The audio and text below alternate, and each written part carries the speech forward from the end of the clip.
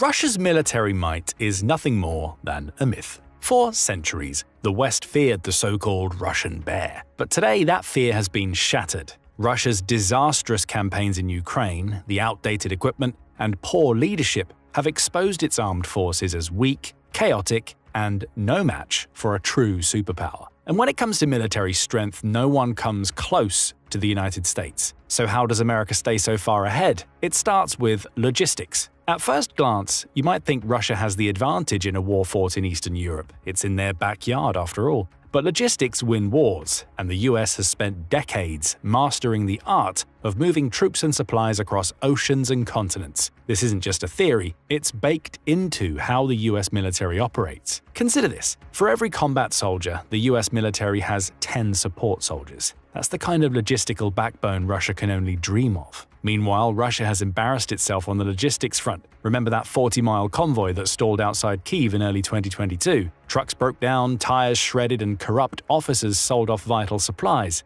It was a logistical nightmare and a perfect preview of Russia's weaknesses. Even today, Russia's logistics remain shaky. The country relies heavily on rail networks to sustain its forces in Ukraine. That might work for now, but those rail lines are prime targets, and as Ukraine has shown, they can be taken out with precision strikes. Imagine what the US could do with its advanced missile systems and intelligence networks. But logistics isn't the only area where Russia falls short. Training and doctrine are other glaring weaknesses. While the US transitioned to a fully professional military in the 1970s, Russia still relies on conscription. Every able-bodied man between 18 and 30 is required to serve for a year, but only 2% of conscripts stay on to become professionals. This means Russia lacks a professional corps of non-commissioned officers, the backbone of any effective fighting force. Instead, junior officers are forced to handle tasks that their American counterparts delegate to NCOs. This increases risk, leads to higher casualties, and causes Russian units to lose effectiveness faster. And then there's doctrine.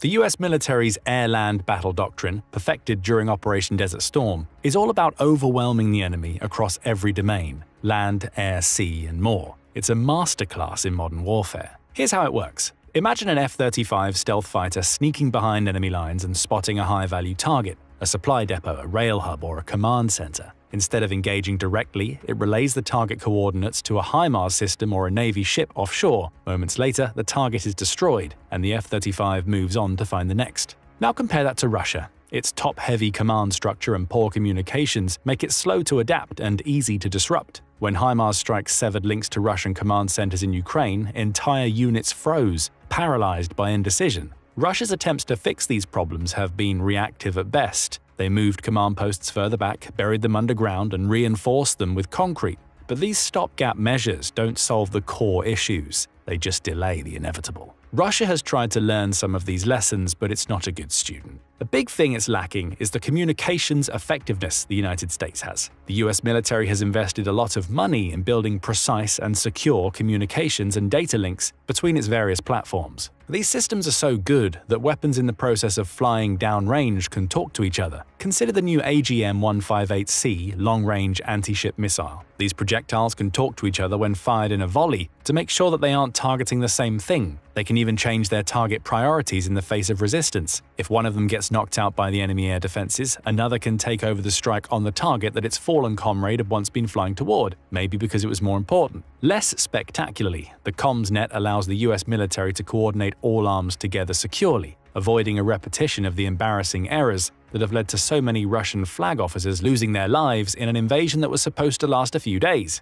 There are also multiple layers to ensure the comms net survives a modern electronic warfare environment. Units are issued local, long-range, and satellite radios. There are even Air Force combat controllers embedded with ground troops that can get live streams from aircraft overhead. There is a drawback to this: too many cooks in the kitchen maybe. The Pentagon has tried to consolidate these different systems into a one-size-fits-all replacement, but the effort has been a failure so far. Better than Russia though, because Russia isn't good at doing any of these things. Its troops have often relied on unencrypted radios or civilian cell phone networks to talk to each other, and naturally, those signals are easily intercepted. It doesn't help that senior officers and even the manufacturers of encrypted communications equipment, like the ASAT radio, came under investigation for embezzling funds in 2021. Unsurprisingly, these radios were in short supply when the invasion began the following year. Communications networks aren't the only less than modern way Russia fights its wars. It still fights in the way the Soviet Union did, going back to before World War II. when it tried to learn what it thought were the most important lessons from the First World War. The Soviet response was to continue to emphasize its big guns and send in tanks, a lot of tanks, seeking to employ overwhelming force to open a breach in the enemy defenses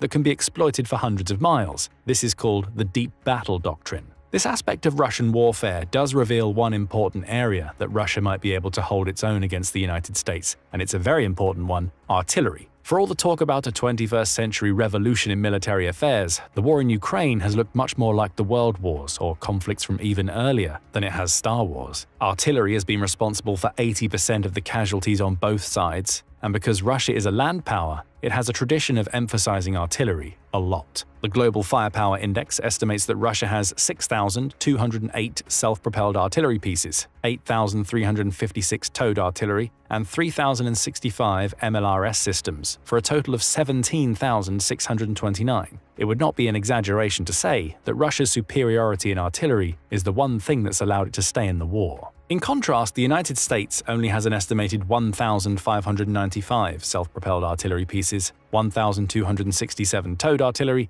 and 694 MLRS, a total of 3,556.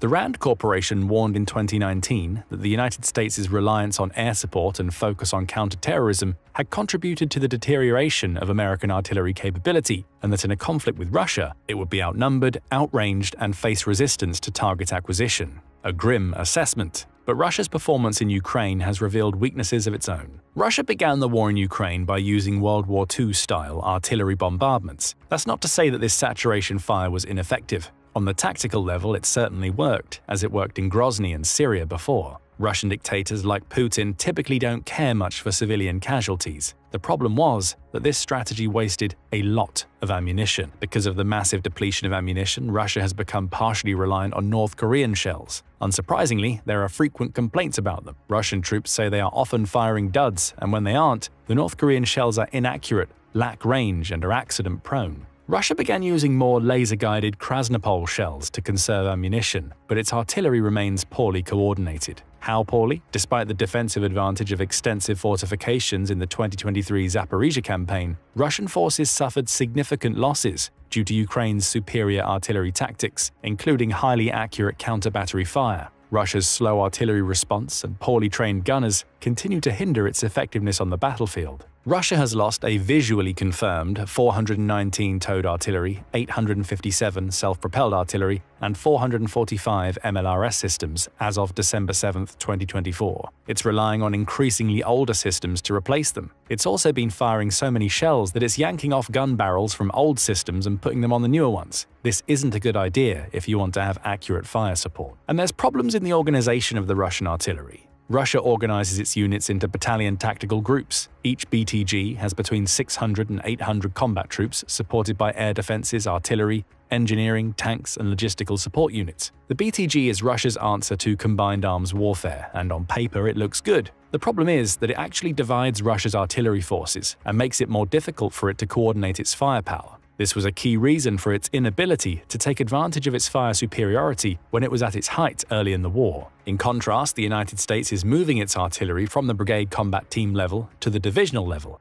as part of its bid to be more effective against a peer competitor. This shift will allow it to better concentrate and coordinate its firepower in an electronic warfare environment. The Pentagon expects the shift to be complete by 2030. So while Russia has superiority in the number of artillery systems, the United States' allotment of weapons reveals its combined arms approach to warfare. Against much more accurate counter-battery fire, electronic warfare, and effective air support, Russia's approach to artillery warfare will be even less successful, although it would undoubtedly create casualty figures the American public has not seen in living memory. After the big guns fire, Russia's goal is to send in wave after wave of tanks against its enemy to break them. NATO planners long feared Soviet armored columns, a fear that persisted even after the Cold War. Before the war in Ukraine, Russia claimed to have the world's largest tank fleet with over 12,500 units. However, thousands of these have since been destroyed, revealing critical vulnerabilities in Russia's designs and tactics. The thing is, though, Russia doesn't use its tanks well. They are unsupported by infantry, lack proper recovery vehicles to bail them out if they get damaged or stuck, and they haven't been good at adapting to drones. Tank for tank, they are inferior to their American counterparts, and this isn't just a theory. American Abrams tanks encountered the same tanks the Russians now use way back in Desert Storm and decisively defeated them. In one of the largest tank battles of the 20th century, the Battle of Norfolk, hundreds of Iraqi tanks were destroyed for the price of a few coalition tanks that were mostly the victims of friendly fire in the chaotic conditions. Against modern Abrams tanks properly supported by infantry, there's no reason to think that the Russians would fare any better than the Iraqis did. But there has been a change since the Gulf War. Tanks have typically not engaged one another directly in Ukraine. Most of them have been destroyed by shoulder-fired weapons, drones, or artillery before they get into range to shoot at each other. The Russian tanks and artillery would face another problem there. The United States means what it says about the air-land doctrine, and that means an emphasis on air dominance. It has by far the world's largest number of military aircraft, with about 13,300 as of 2022. The world's most formidable air fleet belongs to the United States Air Force. Coming in at number 2 is not Russia or China, but the United States Navy. Russia lagged far behind, with 3,864 total military aircraft. Hundreds of those have since been destroyed. Russia boasts that it has a 5th-generation fighter jet, the Su-57, but a lot of people don't think so. Its stealth features are concentrated on the front, so if it maneuvers to the side or rear, it's a lot more detectable to radar compared to America's F-22 and F-35. But what good is a supposedly stealth plane if the communications aren't secure? Remember the Russian radio problem? It extends to the skies too. It's so bad that Russian strategic bombers have been forced to use civilian communications networks. Good luck keeping your stealth profile with that. But it's not just the cutting-edge stuff. In the skies, the United States outnumbers Russia with better pilots and more modernized 4th-generation aircraft. In a fully fledged confrontation, the United States has tools that the Russians can't bring to the table, like stealth bombers that can penetrate deep within enemy airspace and destroy vital targets that other weapon systems can't reach. The Russians have no such arm to do the same. When looking at the two air fleets, it's impossible to imagine that the United States would not quickly establish control of the skies. In fact, many of America's aircraft, like the F-22 Raptor and F-15 Eagle, were designed to crush the Russians in the skies over Europe. Just think about it like this. Russia failed to dominate the skies against a much weaker air force in Ukraine. It hasn't even been able to use aviation to force Ukraine out of its own territory months after its troops arrived. With effective American aviation, Russia's tank fleet and other ground forces would be hard-pressed to be effective. Russia understands this problem and has invested heavily in its air defenses, like the S-400, which it says can supposedly target America's stealth aircraft, but there's no good evidence to back up these claims. Turkey was so dissatisfied with its S-400 that it accused Russia of fraud for selling a defective product. Specifically, its radar performed less effectively than the Russians claimed, especially against low-flying aircraft, and wasn't good in poor weather. The Turks were using 4th-generation aircraft in these tests. The conclusion is hard to escape that Russia's air defense network would perform inadequately against America's best planes, and the breach opens up from there. Russia's aircraft can't even provide good close air support, as most of its fleet lacks the targeting pods it needs to get the job done. Russia has been hesitant to use its aircraft to effectively support its ground troops in Ukraine. Normally, you hear that it fears losing them, but this is another reason why. On the other hand, the United States has hundreds of aircraft that can provide such support, and it can swap on a targeting pod for this purpose to aircraft that don't have them right now. It could even do this for an Abrams tank if it wanted to, although trying to fly a tank would be innovative even for the United States. And it's not just high-tech systems like tanks, planes, and air defenses. Russia struggles to properly equip its infantry too. Many Russian troops lack proper body armor, with reports of corruption among officers selling it off. Their helmets are poorly designed, limiting compatibility with modern gear like night vision, which remains rare among dismounted Russian troops. Even their rifles face challenges with optics, as the new mounting system for optics doesn't fit with older stock, leaving many soldiers without proper sights for their weapons. This is why the United States prefers to conduct its operations at night. Its units retain situational awareness while its enemies are literally in the dark. This advantage extends to America's armored units too. For Russia, only elite units can match what is standard kit for their American counterparts. So in any night engagement, the United States would have a decisive advantage. Oh, and they'll have proper body armor to keep them alive when enemy fire comes downrange. Russian troops often lack even this. The United States' equipment advantage has grown since Russia started the war. Sanctions have ensured that modern electronic components cannot easily get into Russian factories. Optics, fire control, and communications equipment are now a lot harder to come by. Russia has been able to import some components from China, but these aren't on the same level as the Western components that it was using before the war. Most of this equipment has since been destroyed. These sanctions aren't going anywhere anytime soon, so Russia is in an even worse position to fight against the US military than it was before 2022. Russia can pretend to be a superpower all it wants, but there's no better truth serum than an actual combat record. Whether you look at the Russian equipment Iraq used in the Gulf War, Russia's performance in the Chechen Wars, or the recent war in Ukraine, Russia's military and the stuff it uses has repeatedly proven that it's not up to the task of facing down American military might. But what do you think? Don't forget to let us know in the comments, and also make sure to hit the like button and subscribe for more military analysis from military experts. Now go and check out how are US soldiers different from Russian soldiers, or click this other video instead.